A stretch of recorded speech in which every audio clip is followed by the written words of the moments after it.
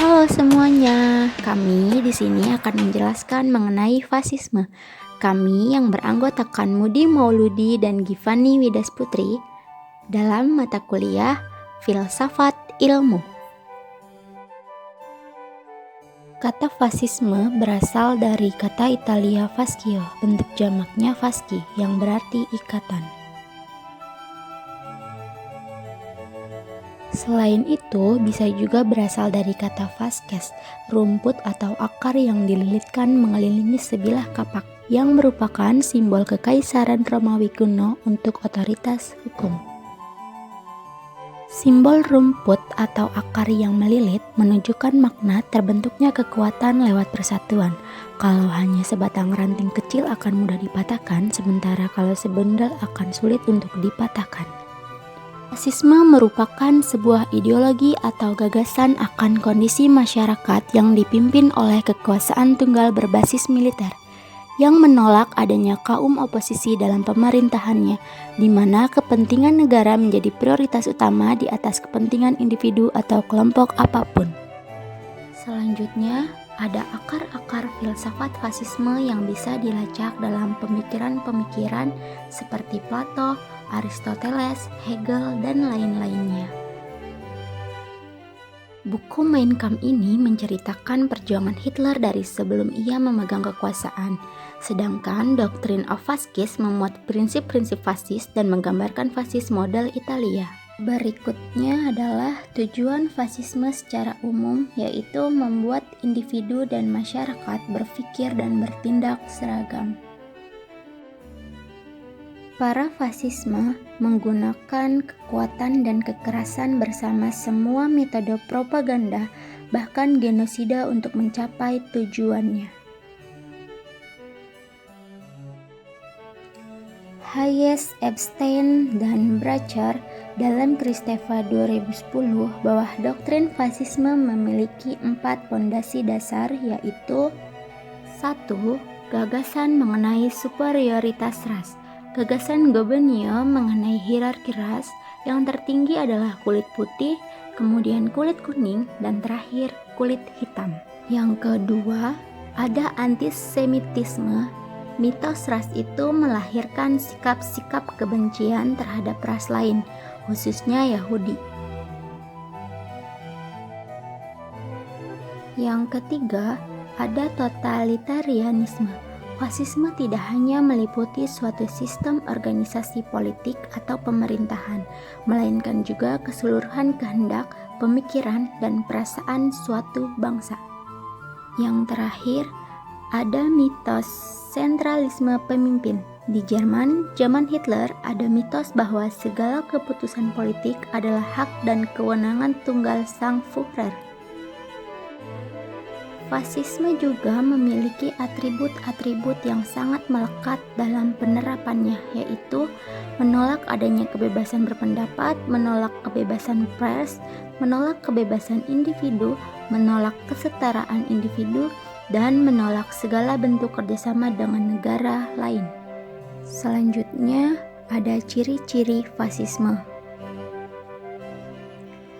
Fasisme memiliki sistem kepemimpinan yang otoriter dan bersifat absolut, menjadikan para pengikutnya seragam. Identitas tidak diperbolehkan beragam-ragam.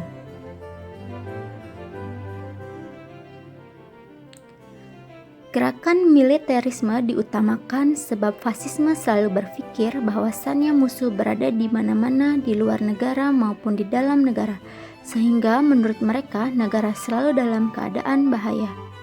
Musuh dikonstruksikan dalam sebuah kerangka ideologi atau konspirasi.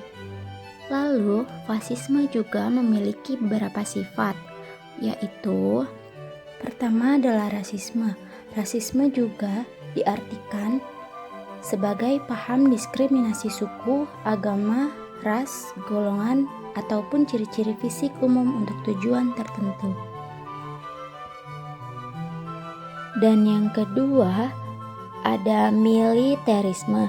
Sistem ini memberikan kedudukan yang lebih utama kepada pertimbangan-pertimbangan militer dalam kebijakannya daripada kekuatan-kekuatan politik lainnya. Yang ketiga ada ultranasionalis.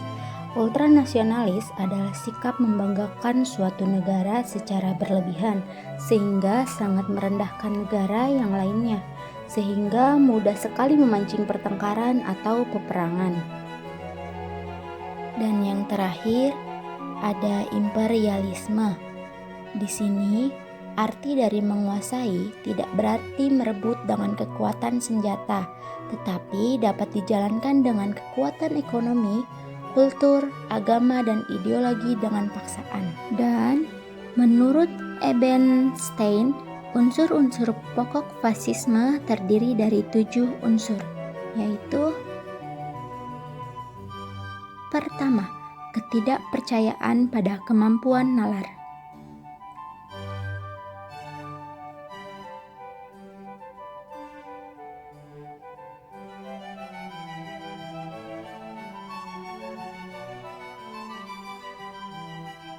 Dan yang kedua, pengingkaran derajat kemanusiaan.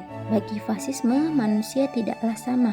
Justru pertidaksamaanlah yang mendorong munculnya idealisme mereka.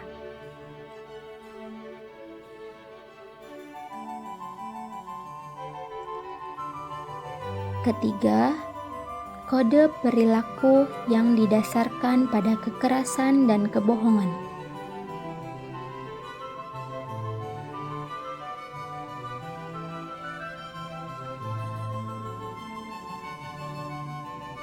Keempat, pemerintahan oleh kelompok elit.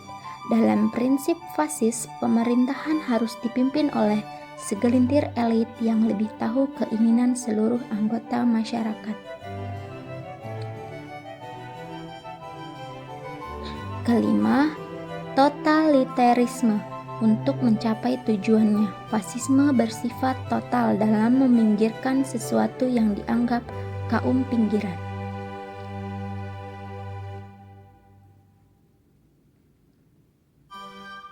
Keenam, ada rasialisme dan imperialisme. Menurut doktrin fasis, dalam suatu negara kaum elit lebih unggul dari dukungan massa dan karenanya dapat memaksakan kekerasan kepada rakyatnya. Dan terakhir, ketujuh, fasisme memiliki unsur menentang hukum dan ketertiban internasional. Gagasan dasar dalam fasisme pada umumnya terdapat 7 gagasan dasar yang terdiri dari: 1. Irasionalisme. Fasisme menolak penerapan dan teori ilmu pengetahuan dalam mengatasi masalah-masalah sosial dan cenderung pada penggunaan mitos. 2. Darwinisme sosial. Dan yang ketiga, ada nasionalisme. Dalam fasisme dan nazisme, nasionalisme mengandung arti yang berbeda dalam arti tertentu. Yang keempat, ada negara. Negara merupakan sarana atau wadah yang digunakan untuk mempersatukan bangsa dan kebangsaan serta ras. Dan yang kelima, ada prinsip kepemimpinan. Negara adalah mekanisme untuk menjalankan kepercayaan fasisme dan berproses di atas prinsip kepemimpinan. Dan yang keenam, ada rasisme. Lalu yang ketujuh, ada antikomunisme. Salah satu aspek ideologi fasisme diterima dan didukung masyarakat atau rakyat di suatu negara adalah sikapnya yang anti-komunis. Ada beberapa contoh rezim yang pernah menerapkan paham fasisme, yaitu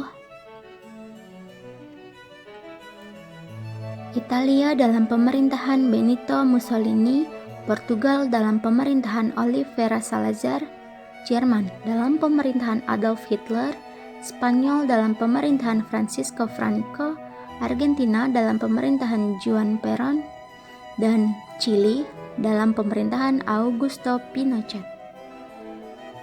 Fasis juga muncul dan berkembang di negara-negara yang relatif lebih makmur dan secara teknologi lebih maju, seperti Di Italia, dipimpin oleh Benito Mussolini, ia adalah seorang bekas wartawan dan guru pada tahun 1919. Lalu di Jerman pada tahun 1919, Partai Buruh Jerman mendirikan sebuah partai yang didirikan seseorang yang bernama Adolf Hitler, lalu mendirikan partai besar yang bernama Nazi. Sedangkan di Jepang ini bernama Mutsuhito atau Meiji Tenno. Ia melakukan pembaharuan dalam berbagai macam aspek. Satu di antaranya adalah aspek kemiliteran Jepang. Dan selanjutnya ada keunggulan fasisme. Keunggulan fasisme yaitu masyarakat memiliki semangat juang yang besar untuk membela bangsa dan negara. Dan yang kedua, mudah mengendalikan perusahaan karena setiap individu konsisten. Persatuan nasional yang kuat dan disiplin tinggi. Dan terakhir, pengambilan keputusan cepat dan tanggap. Lalu, fasisme juga memiliki kelemahan. Kelemahan fasisme yaitu orang dihadapkan dengan kekuatan besar dan diperlakukan sesuka mereka. Individu tidak memiliki kebebasan. Lalu, kekuasaan hanya terletak pada kepemimpinan sehingga negara tidak bertindak dengan kepentingan bersama. Terakhir, ketaatan manusia didasarkan pada rasa takut, bukan cinta untuk bangsa dan negara. Perkembangan fasis saat ini menurut Ebenstein adalah Ebenstein mengatakan fasis mungkin tidak lagi merupakan sebagai ancaman bagi negara-negara yang menganut sistem demokrasi yang terkemuka, tetapi tidak menutup kemungkinan gejala-gejala untuk mengambil oper pemerintah jika dilihat gejala-gejalanya yaitu masih ada. Gejala-gejala ini bisa dilihat adanya gerakan-gerakan yang terjadi, misalnya di Amerika Serikat yang anti-intelektual yang melemahkan proses-proses rasionalitas. Baik, cukup sekian atas pembahasan tentang fasisme kali ini. Kami mengucapkan terima kasih.